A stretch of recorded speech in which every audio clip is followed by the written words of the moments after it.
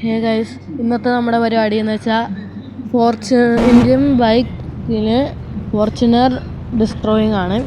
അറിയാണ്ട് നമ്പർ മാറിപ്പോയി. ഫോർച്യൂണറിൻ്റെ നമ്പർ 1000 ആയിരുന്നു. ഞാൻ വേറെ എന്തൊക്കെ അടിച്ചത്. 1000 അടിക്കാം. ഫോർച്യൂണർ വന്നിരിക്കുന്നു. നമുക്കപ്പോൾ ഫോർച്യൂണറിൽ കയറി ഫസ്റ്റ് തന്നെ ഇവിടെ അടുത്തത് ഒരു റാമ്പ് കിടപ്പുണ്ട്, അതിൽ ചാടിച്ച് നോക്കാം.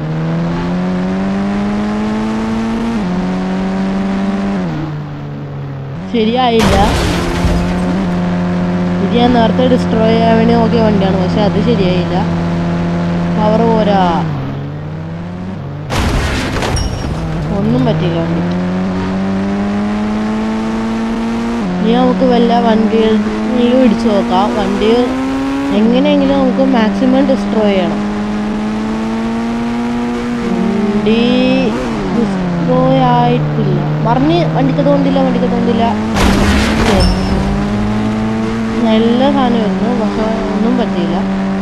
ഒന്നും കൂടി ചെയ്യാം. വണ്ടി തന്നെ ഉണ്ട്. മിസ്സായിപ്പോയി. സ്റ്റിയറിങ് എന്താ വളയാത്ത? നമുക്ക് ഈ വണ്ടിയിൽ നോക്കാം.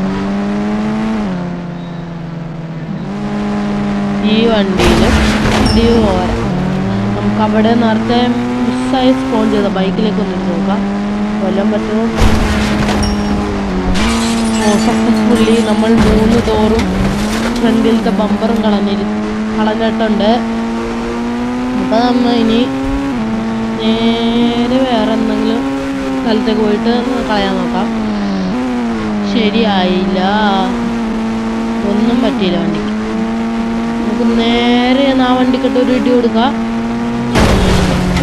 മേളിലത്തെ ബോണറ്റ് പോയി, വണ്ടിയുടെ ഫ്രണ്ടിലുള്ള ബോണറ്റ് പോയി. അത് നൈസ് സാധനമായിരുന്നു. നമുക്ക് വണ്ടി അടുത്ത് റാമ്പ് ഉണ്ടായിരുന്നു, അതിലേക്ക് ചാടിച്ച് നോക്കാം. വണ്ടി ഒന്നും വരെയൊക്കെ പോകാത്ത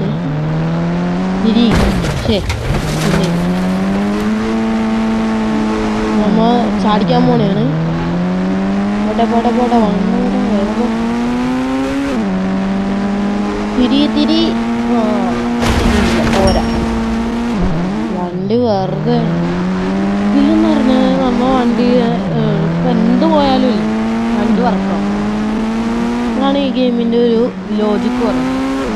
വണ്ടിക്ക് എന്ത് പോയെന്ന് ചോദിച്ചോ, വണ്ടി പിന്നെ വർക്കാവും.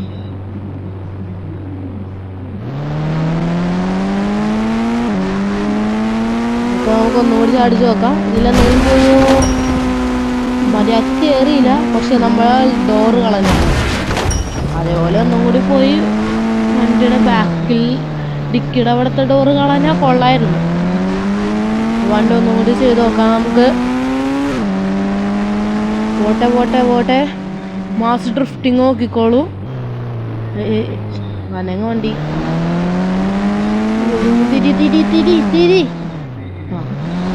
നമുക്ക് ചാടിക്കാം. അയ്യോ, പിന്നെയും തിരി. ഇനി പോട്ടെ. ഇതാവൂലെന്ന് തോന്നുന്നത്. സക്സസ്ഫുള്ളി ആയിട്ടുണ്ട്.